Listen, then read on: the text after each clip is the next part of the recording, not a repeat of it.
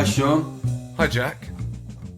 You all right? I'm good, thank you. Or Is this a new baseball cap you got? With,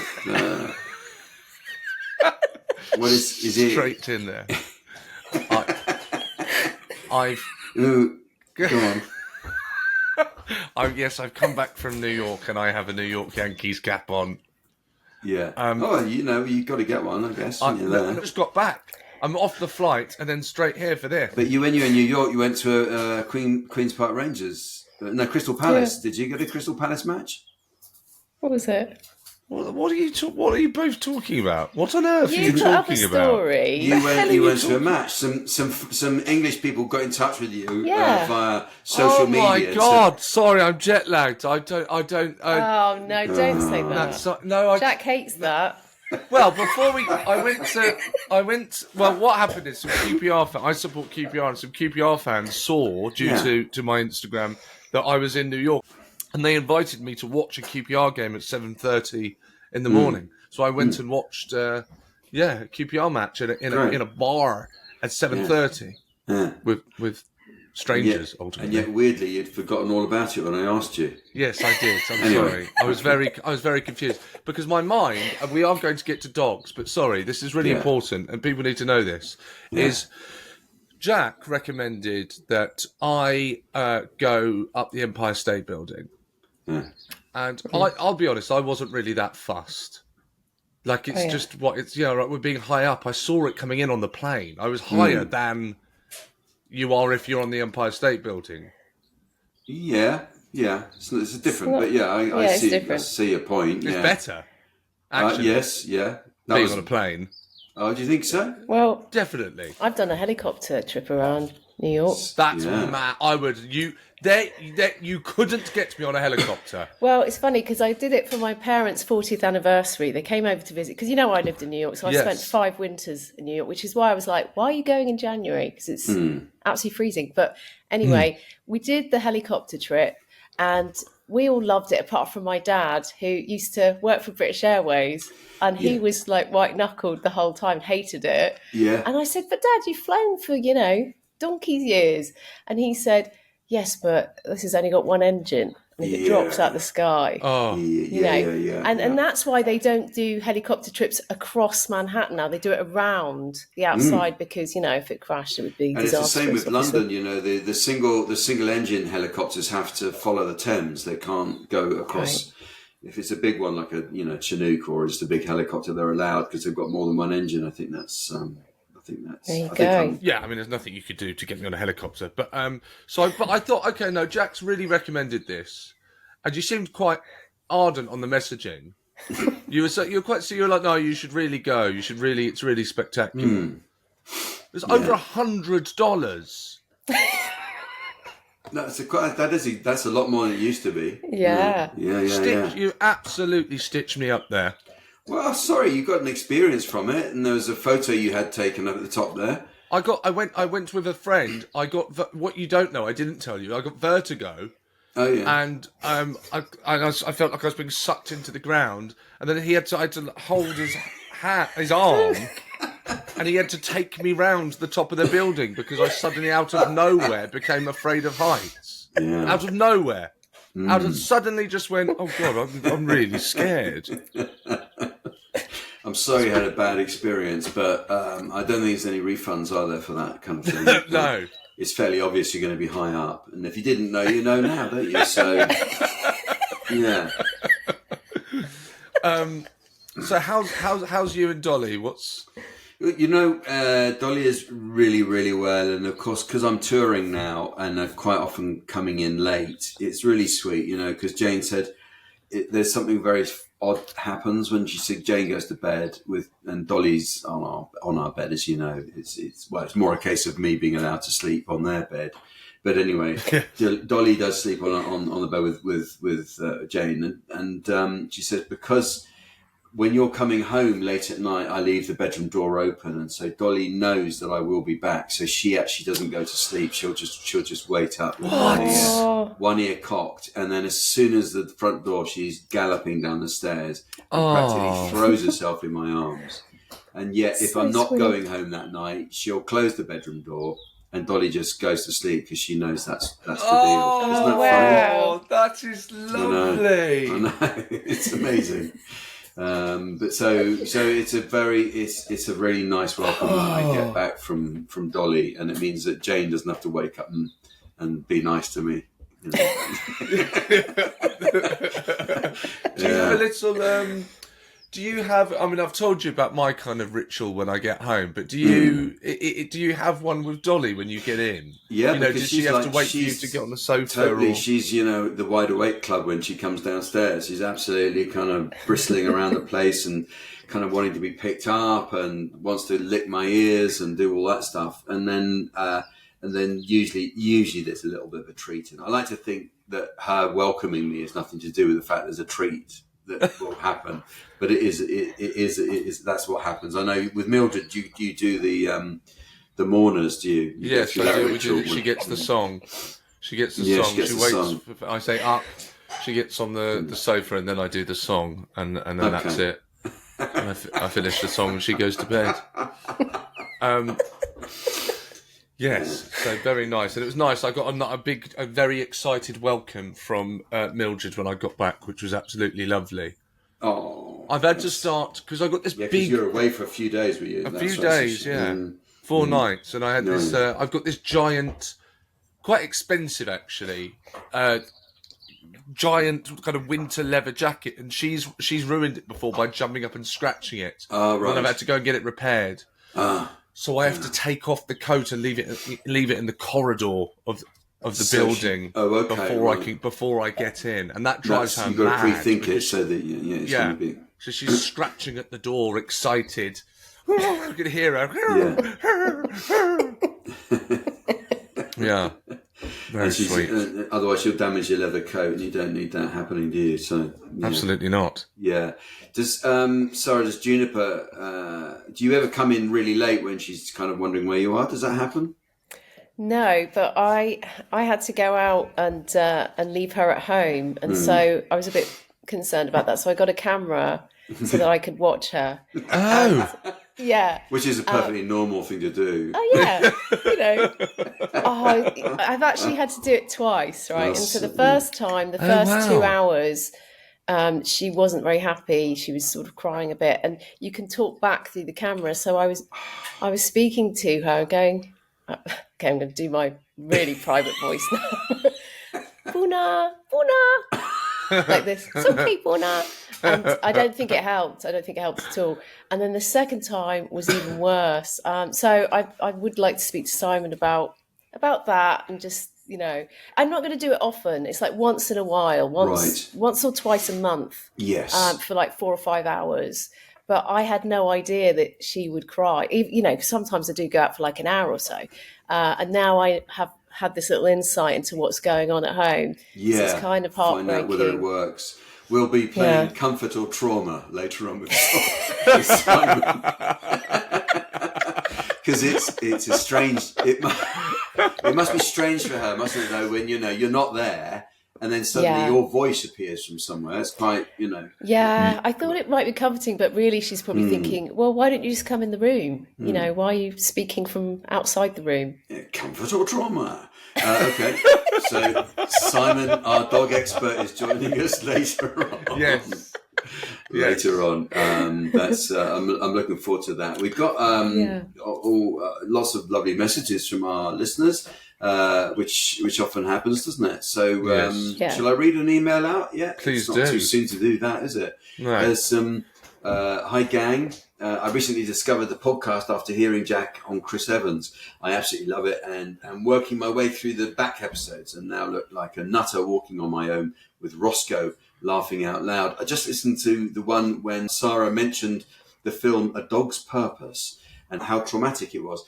I discovered this fabulous website which we regularly visit when watching a film, and it's www.doesthedogdie.com. So before you watch a film, if you're really sensitive to this, you can find out if it's going to be too much for you, and you want to know, look, I just don't care. Does the dog die? Which is so now you can check it out. Leslie says, I was watching Sharks Under Paris, She admits that sounds like a terrible film. She said, I got anxious about the little white dog barking near the water's edge. As you would in a film with a title like that. But he was fine according to the website, so I knew it was okay to carry on watching. Well, there you are. Brilliant. That's fantastic. I would like to start a website called www.thereakidsinit.com, because the number of films that I've watched that are ruined by kids not up to scratch with it on the acting front. I hate that. I really do. I do hate that. It should be spoiler alert. The kids spoil it. Brilliant. That's what I want. Do you know, actually, you've reminded me of something that I can't stand. Sorry, which is just connected to children and films, and is film critics. Yes. Right, that review children's films. Yes. That drives me insane. Yeah. I'm not listening to what you have to say about this film. It's not for you. You're 56. Yes. And saying it's not sophisticated enough for them. You think, come on, of course it's not. It's a flying elephant. That's an amazing thing that actually exists, doesthedogdie.com. I love that someone helpful. There was found it so important, and I completely understand that, to warn people. Look, you can't watch this. I'm going to be using that. Yeah, definitely. We have one here. Hi, Jack, Seann and Sara. I absolutely adore your podcast.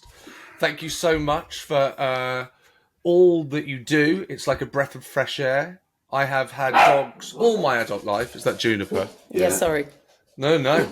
It's good to hear. I think Juniper was taking some credit there for the pod. Yeah, I'm involved as well. Yeah. Junie! What's she barking at? I think she thinks someone's at the door. Is someone at the door? No, I can't hear the doorbell or anything. Oh gosh, I might just grab her. I think it's convincing. Yeah.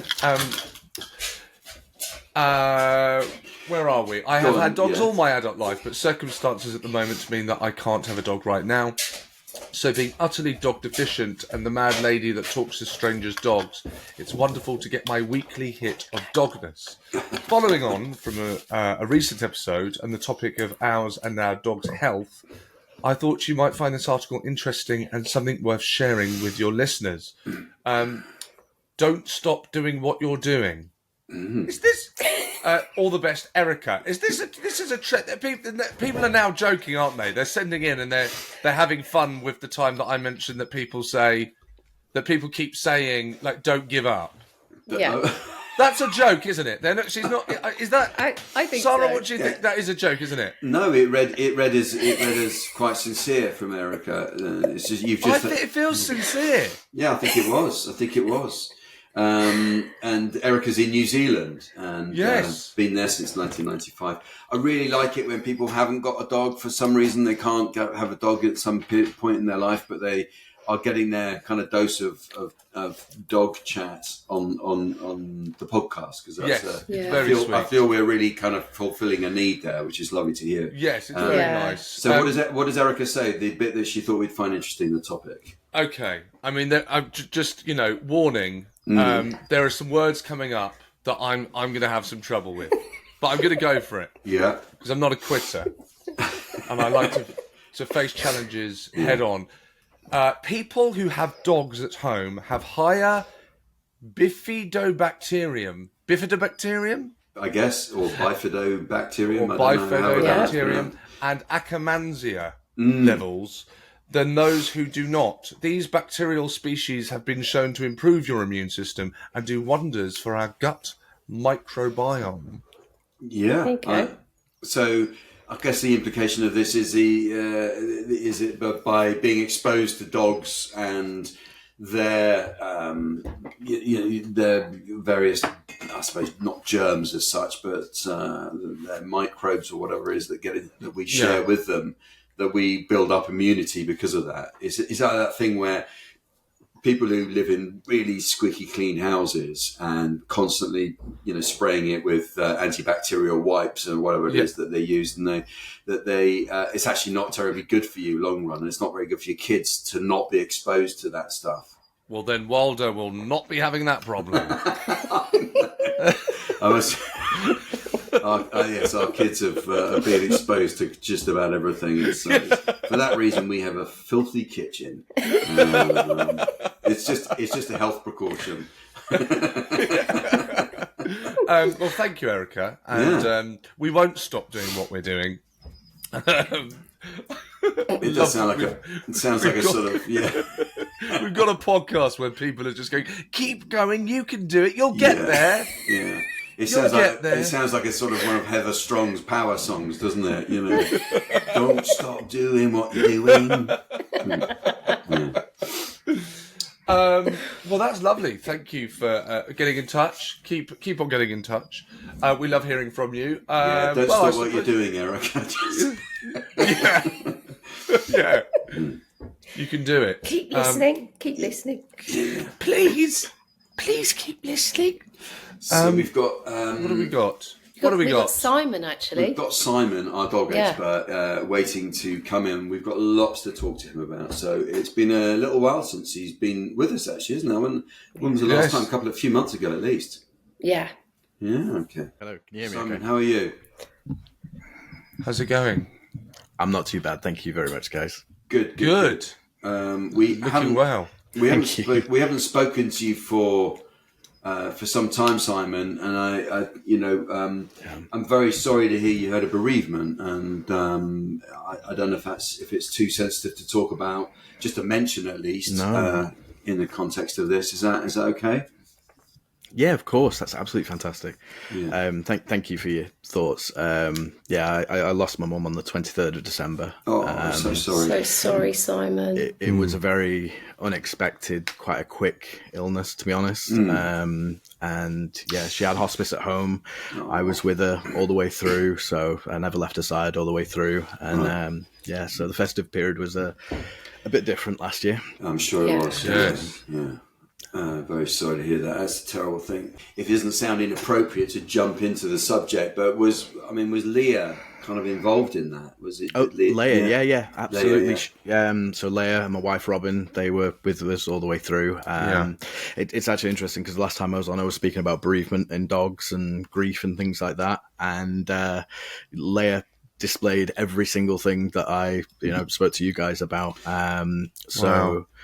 My mum was home for about 15 days. Yeah. The first day she came home from the hospital, Leia was all over her, really excited, and an interesting sort of like behaviour that Leia's never done. She's not a hand licker, unless you've got some food or something like that. She'll never lick your hands. But the moment my mum came home, she was licking my mum's hand every time she walked past, and was like constantly like giving like little elements of physical affection. Obviously, throughout the time that she was sort of deteriorating and getting close to the end of life process, Leia, she didn't get physically close to my mum, but she was always on alert. Like she, if we were sort of sat having a conversation in the other room, Leia would be sort of like looking and seeing to where my mum was in the general direction. Yeah. And then on the day when my mum actually passed, Leia was one of the first ones to sort of go and see her, because like I said, she was at home, and she just walked over to my mum, put her head on my mum's chest, looked at my mum's face for about 10, 15 seconds, gave a little sigh, and then just walked off. It was really heartbreaking. But like Leia and my mum was like, granddaughter, grandmother. Yeah, absolutely. My mum was called Nana to Leia. Yeah. So Yeah, of course. But even now, she'll wander around because we're sorting all my mum's house out and her stuff and things like that, and she'll go into my mum's room looking for her and things like that. So she's definitely feeling the effects of it. No, it's a whole interesting area, isn't it, where dogs are bereaved. They often can take forever to kind of come to terms with what's happened. But I'm interested that Leia saw your mum and saw the whole process of what was going on, and that I mean, hopefully is something that has helped her with that. Oh, absolutely. And this is, as far as I know, because obviously Leia was a rescue, but this is the first time I think she's experienced death as well, and it's been an interesting sort of monitoring her process through it as well. But she's been fantastic. She's been my little companion. You know, and there's a great comfort to you, I'm sure, in a difficult time. Yeah, of course, absolutely. Yeah, like there's a little forested area that me and Mum used to take Leia walking through, and so I take Leia there now every now and then, and sort of have a conversation with my mum, and Leia's sort of like looking around, looking for squirrels and all that sort of thing. Yeah, she normally does. Well, that's amazing, amazing story, really. That she was that involved with it. Amazing, yeah, absolutely. Now you're going to help us. We have lots of questions. Okay. For you. I asked Grace what when you're on. I often say to Grace, "What have you got anything? Have you got anything that we need to ask?" And I don't know if we've actually covered this before, but Grace listens to the pod and doesn't think that we have. Grace was wondering if Mildred's 3, and we've talked about this, considering kind of maybe slowly moving Mildred off the bed and somewhere else, how we go about that. So is that she's on the bed when you don't want her to be, or... Oh, sleeping on the bed completely? Sleeping at night, right, sorry, okay. Yes. Right. It's one of those things where, again, Jack, they just like it. If a dog wants to be in an area, they're not trying to claim space. They're not trying to be dominant in that environment. It's just where it's most comfy. Do you know what I mean? Yes. Does Mildred have her own bed and things like that anyway? I know she's got her own space. I mean, she sleeps on the bed. I love her on the bed. It's but it's just slightly impractical with Wilder there, and she's got her own space. Her own space is actually under the bed. Right. That's where she goes when she wants some alone time. If she's particularly knackered because the walk has been a big, if you take her on one of the extra large walks, then often she'll be under the bed for a little while. So doesn't go on. Does that location have a name? Do you call it anything specific? Or interesting. Like no, under the bed, or I mean, under the bed. Your digs, under the bed. Yeah, but no, there's no. It's not like the Bat Cave. No. Well, maybe give it a name. Okay, that's interesting. I know you're a big fan of Ghostbusters, so maybe like the firehouse or something like that. You want to call it? Very nice. But maybe I got a photo of me outside the firehouse as I was in New York. Yeah. The fire. Okay, that's good. Yeah, if you give it sort of like a name, and then you can give her a command of like, okay, go to wherever, and then when she goes there of her own fruition, or if you just sort of gently guide her there, give her a reward, let her settle, and things like that. If it's somewhere that she goes to anyway, she'll probably go there of her own fruition. You just need to sort of give it a name and then start making positive associations with it. So every time she's under there, be like, oh, well done, you're in the firehouse, and give her a treat or a little bit of affection. And just associate whatever name you want to give it with that location where you want to send her. And then when it's time to kick her off the bed, you just go, okay, firehouse or... Can he, just for clarity, can Seann call it under the bed? Yeah. Absolutely. I'm just big on keeping things simple.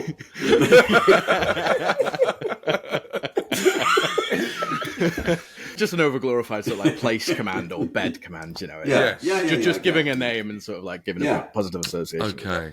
No. I mean, it's not something. I don't think it's something that will actually go through with. To be honest, there's no way Mildred will remain on the bed, but it's something that we've been talking about. For some reason, I've ever had to go under the bed to try and get Mildred out. I don't know why I'd be trying to get her out. It must be because I feel that she needs to go for a walk or something. Mm-hmm. She really doesn't like me going into her spot. It's like she can go on the bed, she can jump on me, she can try and get my food. She can do all of these things, but the minute I pop my head under the bed, she's telling me to she's telling me to go away. So is she sort of like barking at you or growling at you? She'll growl. She can. She might growl sometimes. It's because at one point she thought, right, okay, this is my space. You've gone into her space. She's like, no, I don't like it. And so she's trying to bark or a growl, and you've probably backed off. And in that moment, she's gone, this is how I stop him from coming into my place. It's very similar to, like, you know, crate training. There's nothing wrong with crates. It's not a prison cell. It's not, you know, sort of somewhere where you should lock your dog away. It should be treated sort of like a little studio apartment for your dog within your home. So, you know, Mildred's just chosen under the bed to be her crate, as it were, you know. So you sound like an estate agent now, looking at a cage. You'd be a good London estate agent, and that's the studio apartment there, the cage with a mat in it. Yeah, it's exactly that, to be honest. And she's just kind of decided that that's her bedroom, and you've got to think of it like, you know, I love that. Teenagers, things like that. They don't like people going into their bedroom. That's her safe space. And if she's tired or, you know, she's stressed out, and that's the place she goes to, that's where she feels most comfortable, and that's where she wants to be left alone. Unless you need to get her out, there's no reason to bother her while she's in there, really. So on the subject of space, Sara, you were mentioning about Juniper and bigger dogs in her space. Where are you at with that? Yeah, so Simon, I was going to ask you, recently I've noticed, I've seen it happen twice, where Juniper has not liked a larger dog coming up to her and being in her space. She's okay for a couple of seconds, and then she might turn around and do a little bit of a snap she's not biting them or anything, but just to warn them off. I just wondered what I could be doing, because I saw this thing where you're supposed to get between the dogs. That's kind of difficult in the moment to have judged. But if you've got any advice on how I could sort of acclimatise her to bigger dogs, or, you know, what do you think's going on there? Yeah, well, a lot of it, I mean, obviously, Juniper's a Dachshund, so she's very small. So most things are going to be bigger than her, regardless of if it's a dog, person, whatever. The whole little dog syndrome, you know, Jack, you've probably had sort of experience of people saying this with, like, your Chihuahua and your Dachshunds that you've had before. Sorry, I thought you were bringing up Jack's size. Jack, you know what it's like being a little person. You must get it all the time. It's been difficult, you know. I've developed my strategies, you know.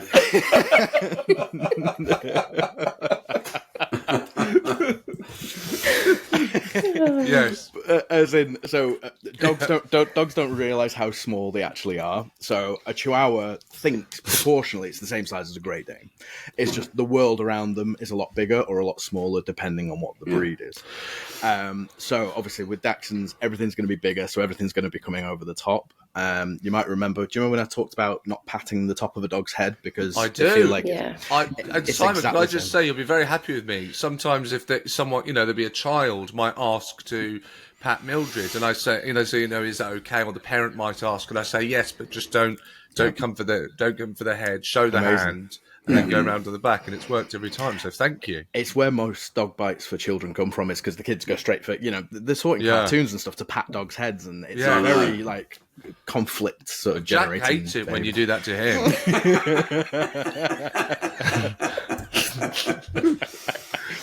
Yeah. I've only bitten you once though. It's just my natural reaction, you know. But yeah, in those situations, ideally, it's on the other dog owner as well to sort of like be stepping in and making sure their dog is not rushing up to other dogs, especially smaller dogs. You know, Leia's, I'd say she's about a medium-sized dog, sort of collie size, but she hates it if more than two dogs come up to her at once, and that's just because she gets a bit overwhelmed and she's trying to do the social greetings, and she doesn't like it. She's, you know, she'll growl and she'll snap, but it's just her saying, back off, let me say hello one at a time, sort of thing. Some dogs cope really well with big group things. It's one of those things where it's very context and situationally based. If there is a bigger dog coming over Juniper, just ask the other owner, can you get your dog to back off a little bit? If they've not got good recall, they really shouldn't be on a lead. If they're on a lead, you know, the owner can just pull them back a bit. It's just about respecting personal space, really. Same with us humans. We don't like people invading our personal space. Because Jack said, well, the opposite of your catchphrase, she just doesn't like it. So that it's nothing I should be worried about. No. That was the other thing I was going to say. Is Absolutely. there something I should be doing more as training her and all this? No, not really. It's again, she's quite a small dog, so everything's going to be quite intimidating coming over the top of her. That's just how big things are in the world. If she's being reactive and she's like preemptively barking and growling at dogs before they've got anywhere near her, that's the sort of issue that we sort of need to look at. But if it's because, this dog's come over the top of me, I'm going to tell you to back off. There's nothing wrong. If she's not biting, if she's not chasing it down to attack it, if she's just grumbling or snapping, say, back off a few inches, nothing wrong with that. Okay, great. So Thank you. Tend to, when I meet a dog or greet a dog, I tend to sort of go under the chin like that and do that. Is that better than patting you on the head? Yeah, it's a really good confidence booster, actually, especially for sort of like anxious and nervous dogs. Obviously, acquaint yourself with the dog first. Don't just go straight in, scared dog, and go straight under its chin. But sort of lifting the head up and getting the sort of like view upwards is a really good way of sort of helping them bring the chest up. Okay, and again, that's that nice sort of like posture change. All these acting classes where they say, shoulders down, chest up. It just gives you that sort of like confidence boost. Okay. Another big one on the confidence boost as well is if you do have an anxious dog, or you can notice your dog's scared, when the tail sort of like swoops up in between the back legs. A really good sort of like biohack for that is to gently just pull the tail out a little bit and just hold it with one hand and then scratch at the base of the tail, so where the hip pelvis bones are. Just give it a little scratch there, and you kind of confuse the dog's biochemistry of like, I am confident, I'm fine because my tail is up. Okay. Whereas because they don't control the tail. That's a bit like if I went up to Jack when he was in a particularly grumpy mood, and I just grabbed him by the corners of the mouth and just pulled his face up to smile, that Jack would then suddenly think he was happy. Pretty much. Yeah. The only I might try this. I might just be walking around. How's it going? All right. You're having a great mood, actually. Can't you see? But the problem is with that, Jack can control his mouth. Dogs don't control what their tail does. It's all controlled by hormones and emotional state. So they don't actively go, I'm going to put my tail down now. It's just, I'm scared. I'm going to put my tail down. Okay. Do you know what? Sorry to bring it to stand-up comedy, but I once made a note of this in my phone. I think I tried it. It didn't particularly work. But I thought it was about how relieved I was that I didn't have a tail. Because sometimes when friends they're giving you they're giving you bad news, but you actually like that. So it might be like you've got friends and they've split up. Your friend is telling you they've split up, and you're actually quite happy about it.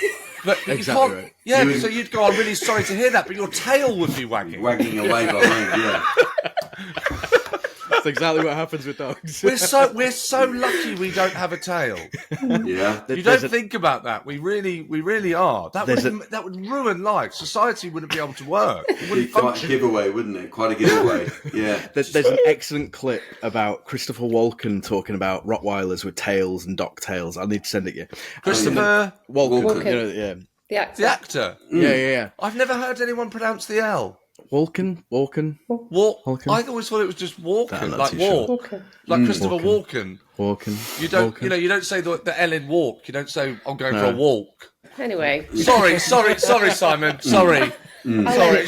Of all of the people picking someone up on how to talk properly, I am not the man. I do apologise. But yeah, Christopher Walken. There's a very funny. I'll have to send Sarah the clip so she can show you. But it's basically, would you rather have wings or a tail? And Christopher Walken basically says, well, have a tail because you can just get on a plane with your tail. You don't have to fly and things like that. It's just a very, very good sort of skit. I'll just send it over to you. Send it. Well, we'd like to see that. With Dolly, our continuing problem is getting her claws clipped. And I just don't know what to do about this because she's so tiny. The vet has suggested that we give her a little bit of sedative and then bring her in and they'll give a bit more sedative and do her now. But then I think, well, she's a tiny dog. That's quite a big deal to be put under just for that. And yet, and then we take her to the groomer, and she knows the groomer really, really well. She's lovely, but she will not have it. And it's got to a point now where because we're carrying her usually into the groomers, and she she curls her paws in that way. Say, yeah, you're not coming near these. You can cut my hair, but you're not having these. Oh, man. Bless her. I know. Yeah. And because she's tiny, her legs really, you feel, I can't hold on to her like you could with a big dog, it's got big paws. You can just hold on and say, come on, let's get this done. With her, I really do think you could injure her by being too forceful. So we end up giving up, and quite often we might get 2 claws done, and then Lucy very sweetly, so look, bring her back next week so we can do another one. But it's the dew claws in particular that she really is so sensitive about. I don't know, what would you suggest? With the dew claws, are they attached, or are they sort of like the floating dew claws that you can get? What do you mean they're attached, or I don't know? So if you go to the base of the dew claw, some dogs have attached dew claws, so it's like a little bit of an extra finger that sort of attaches to the leg bone. Yeah. The detached ones, or floating dew claws, again, Leia's got these. It's basically just like a little sack of skin with a nail growing out of it, so it doesn't actually attach to anything in there anyway. Right. Traditionally, with dew claws, if they're working dogs, they tend to remove the dew claws anyway. Altogether. But at this point, Dolly's not a working dog. No. It's not like she's going to sort of get tangled in the undergrowth with dew claws. The best way to do What's a working dog? Sorry. What's a working dog? Like a sheepdog or a hunting dog, or a dog with a job, basically. Okay. With Dolly, the best way to do it is probably just, how you get 1 or 2 claws done on one day, and then the next day try and do the rest of them. But try and do it within the space of a week. If you can, just because the other claws will have grown back by the time you finally get around to doing the full set. Have you tried the harness thing that you bought yet? Well, this sounds completely incompetent, but when I bought it, put it away, and I haven't been able to find it, so I've never used it. But well, it sounds incompetent. Oh. Well, I see. Do you know this is a secret? I think Jane got rid of it because she didn't like the look of it. She didn't want Dolly going in it. I think that's what's happened. She's quietly disposed of it, and we're never going to know. I might have to order another one, see what happens. Yes. But do you think that might work? I mean, it's what most groomers tend to use, is to sort of like suspend the dog so put them in a harness. Because the other thing Lucy said, our groomer said, look, the other thing, you could leave her with me for 10 minutes, and I'll just take her back and get it done. Do you think that? I mean, what can she do that we can't do with her? Would she just hold on to her more tightly with one of our colleagues or something? So, I mean, with dog groomers, they obviously have far more qualifications than the average Joe when it comes to sort of grooming and trimming nails and stuff. What she'll probably do is just sit and reassure her. She'll sit with Dolly, just wait until she's calm. I've seen it before where dog groomers have sat on the floor with nervous dogs and things, and they just gradually done like one nail at a time. They'll clip a nail, then they'll look off, they'll get a drink or something like that. When the dog's calmed down again, they'll go for the second one, and they just wait until they get through the full set. Obviously, that's time restraints. If you want to do it at home, you just need to set aside maybe an hour to sort it out. But with a groomer, obviously, it might just be limited with time. But it's going to be a case of just doing it gradually, one at a time, and getting what you can done, basically. Yeah, the other thing is I don't want to do it myself. I'm very nervous about doing claws on a dog because you can get it wrong, can't you? So it's The important thing with nails on a dog is they have a thing called a quick, which is basically like the nail bed. You don't want to cut down to the quick because there's loads of blood vessels there. You get infections and all sorts. I don't want to. Some dogs have like black nails, just because of the colouring on them and things like that. So try and get like a really high brightness torch, or even like the torch on your phone might be good enough to do it. Just shine it through the nail so you can see where the quick is. And you want to be a couple of millimeters away from the quick, basically. Of course. I took Juniper for her groom yesterday, and Lisa spent some time with Juniper cuddling her when we first got there, she was a little bit nervous. And then Lisa told me about another Dachshund that she has seen, who, when the owner's there with this Dachshund, it really gets upset, whereas it's better when the owner's not there. So I'm just wondering, I know you were kind of considering doing that, Jack. Maybe that could be something you try once. I think you might well be right that if Jane and I aren't there, and we are soppy about her, it's ridiculous. But I think if Dolly would know we're not playing around if we actually leave her there for 20 minutes and it gets done. It's like that leaving your kids at the school gate sort of thing. Exactly. Once the parents turn the corner, the kids start acting. I had no trouble doing that, but with Dolly, who I actually care about,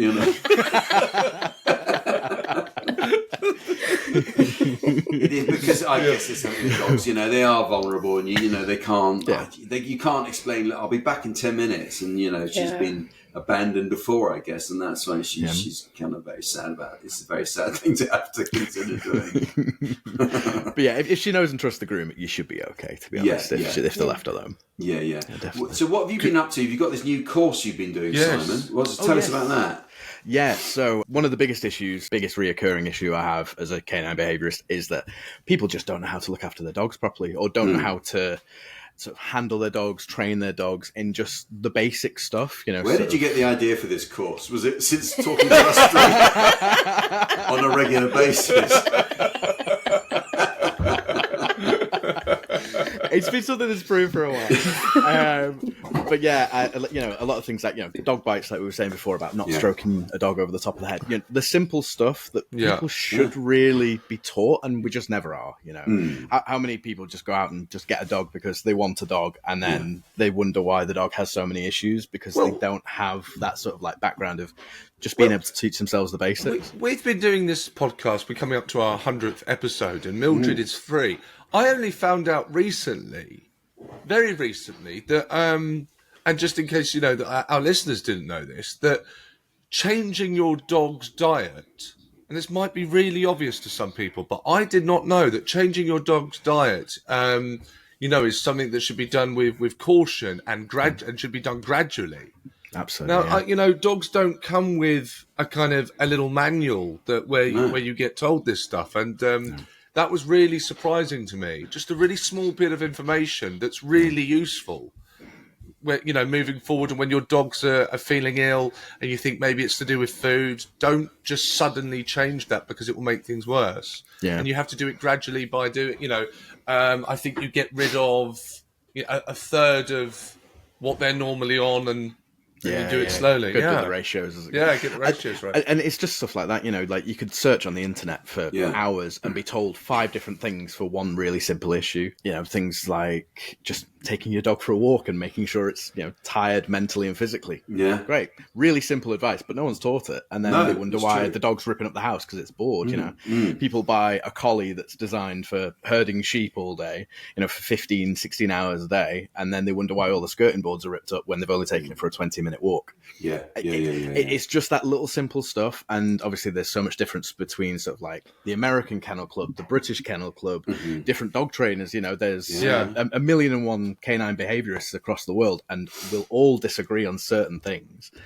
And it's just trying to break it down to the simple stuff and not trying to overcomplicate it. And I've seen some dog trainers who they talk about dogs like it's a business, sort of like sales flow and things like that, where it's actually just feed it right, make sure it's exercise, give it lots of love, you'll be okay. But then they're on these behavior management schemes and all this sort of thing, and it's just like no, let's just focus on the simple stuff, and let's get dogs being better around people and break down that communication barrier that's between sort of dog and animal. And where can people access this course? Is it on on your website? And we'll put links up on our website about it. So perfect. Thank you. It's dbtherapy.co.uk. Right. Nice and easy. So what would you do? Would you just kind of, is it broken down into lessons and different courses? Yeah. There's about 15 modules, basically.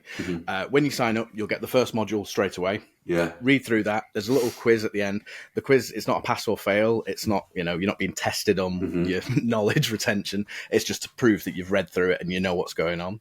Once you've submitted your quiz answers for the first module, you'll get the second module, and so on and so forth, all the way through the course. Oh, great. It's no like formal qualification. It's just to give people that sort of knowledge base that I think we're all missing. Also, really. sounds like an excellent thing to do before you get a dog, wouldn't that? Would that be appropriate? Yeah. Yeah, absolutely. I mean, I cover everything from the origins of why we have dogs as pets, all the way through to aggression. Oh, fantastic! And common sort of like issues, things like running away, and I even talk about things like should you neuter your dog or not, and stuff like that. So there's some really big topics in there that I get asked a lot of, and so I put pretty much all my knowledge base into it. Did you use things that common questions that you get and problems that people bring you Did you use those to then make the course? God, yeah. I've used everything from client case studies to questions that I've had on here, through to I wasn't always a canine behaviorist, and I've had dogs through my life, so there's things where even I didn't know before I got qualified, and things that I've learned along the process. That's interesting. I always use Leia as a really interesting one because Leia is unlike any dog I've ever met. She is the closest sort of between human and dog I've ever experienced, even through all client dogs. And she has this way of sort of conveying her emotions really clearly to me in ways that most dogs don't do. So there's even sort of like little weird caveats of like, okay, well, certain breeds might do this, or certain dogs with certain rescues, or, if you've bought your dog from a breeder and things like that, and how nature versus nurture can really impact stuff as well. Do you know what I find absolutely fascinating? It's something that you've just reminded me. I've been meaning to say on here to you guys is obviously, you shout walkies or whatever, and your dog knows you're about to take them for a walk. Well, what would happen is so I go and get the poo bags first, and then I get the lead. Now, Mildred will see me going for the poo bags, and she'll become very excited. So I kind of now try and get everything secretly ready before, and then I go, right, walk, and then she comes in, I've got the bags, and I put the lead on. Uh-huh. But what I've noticed of late is before I've done anything, I'm not making this up, it's absolutely remarkable. Before I've done anything, Mildred knows whether I'm just going out, because I'm going to work or whatever it is I'm doing, or I'm taking her for a walk. I find that mind-blowing. How could look, there's something in what I'm doing that I'm not aware of, and maybe it's, I don't know, I mean, I'm just checking out there, say I've got a gig, I might be a bit tense, stressed that I've got a gig that evening, so when I get up she knows she can sense that, so she knows that's not the walk that I've got a show. But it's I find that absolutely remarkable that she can tell that. That's the thing. The important thing with even human behavior, let alone dog behavior, context is key. It's what's happening in that current situation that you're reacting to. And, like you said yourself, there's things that you'll be doing that you don't even know you've been doing, whereas someone else might observe that we're doing something unusual depending on the situation and the context. Yeah. So maybe you're more nervous than you realise when you're going out to do a gig, Sean, and you're just sort of, you're emitting fear.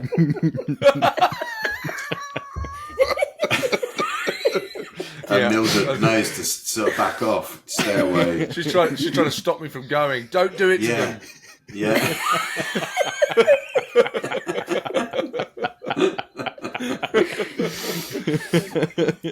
It's true as well. I mean, Dolly definitely knows if we're going out and she's not involved in the plan. She definitely knows, and it's like, oh right, you're leaving me, are you? It's kind of that look. Or if she gets anxious and we are going to take her, we just put her in a harness straight away, so she knows. No, you are coming. This is your going out outfit, isn't it? Okay. So you're coming with us, and she definitely knows if we're leaving her for any period of time. It's a bit of a guilt trip actually we get from that.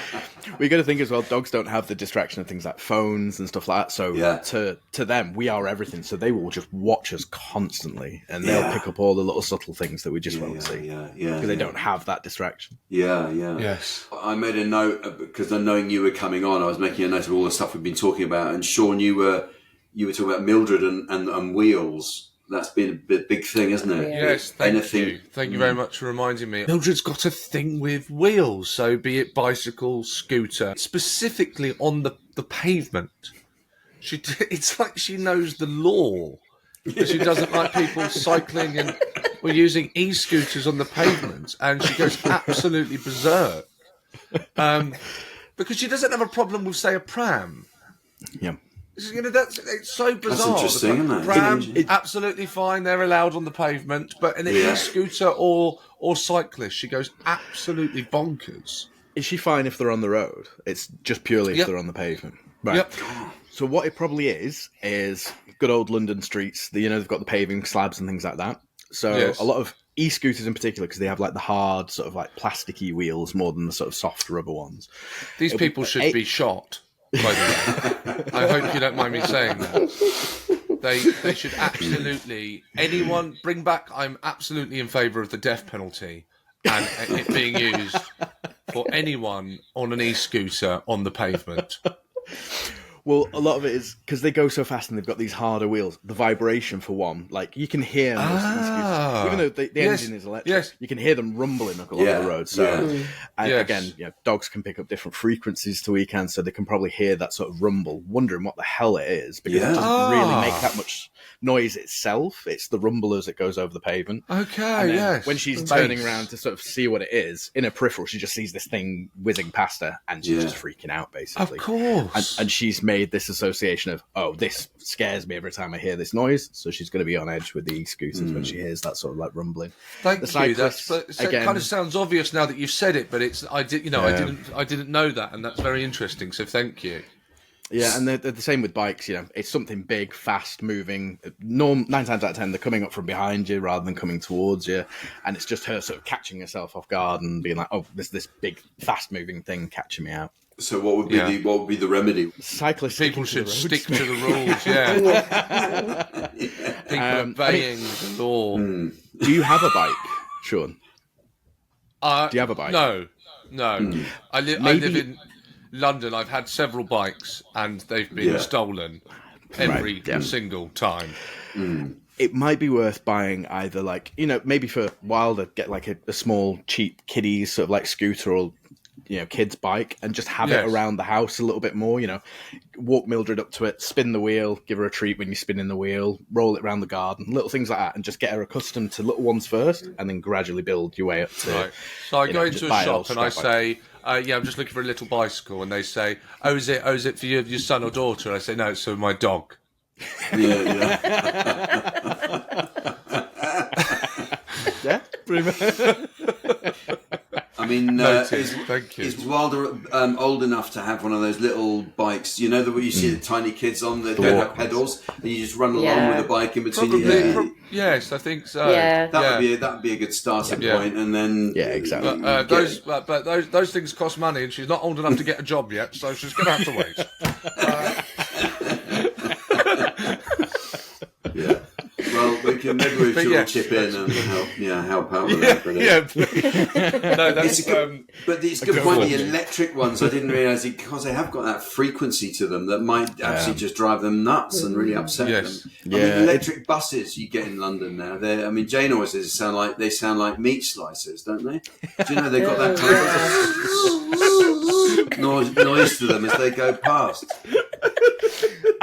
And they have to have the noise so that people can hear them and don't step out in front of them. It's dangerous. It's scary. Well, thank you, Simon. Thank you for coming on and joining us. It's a pleasure, as always, talking to you. And thank you for helping as well. Yeah, thank you very much for helping. Thanks, and go to our webpage and you can find out where Simon's course is, where you can get that. So it's in the it's bio good. of the episode. It sounds almost as informative as our podcast. If you feel there's some details occasionally are missing when Sean and I are discussing our dogs, then perhaps you could go to the next level and get Simon to fill in the gaps.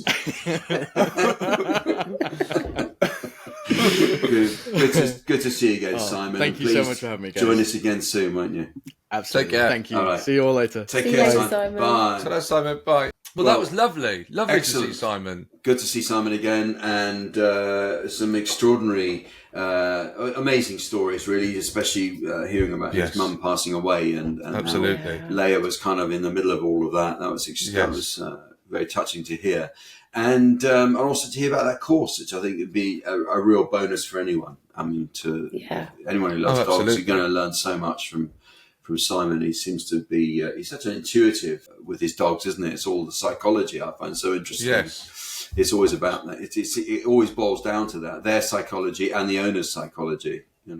Absolutely fascinating stuff. Now, thank you for listening, everyone, and we hope you're enjoying taking a deep dive with us into our love of dogs, as well as picking up some helpful pointers from Simon. Yeah, and please go and subscribe to our YouTube channel at OMD Pod, and please do get in touch by emailing us at hello@omdpod.com, and find us on Instagram at OMDpod. You'll find loads of extra content there and videos and links and all sorts. You can send us your voice notes as well.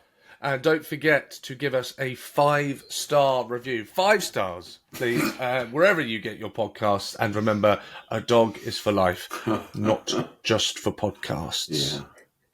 It always amuses me asking for 5-star reviews. The nerve. Please. Yeah, I think we maybe should send out a survey to listeners, on a scale of 1 to 10, how satisfied were you? Very satisfied or very dissatisfied? I might start doing it at the end of my shows. Yeah. If there are any reviewers in, please give me 5 stars. I need them. Yeah. See you all next week. Ta-da.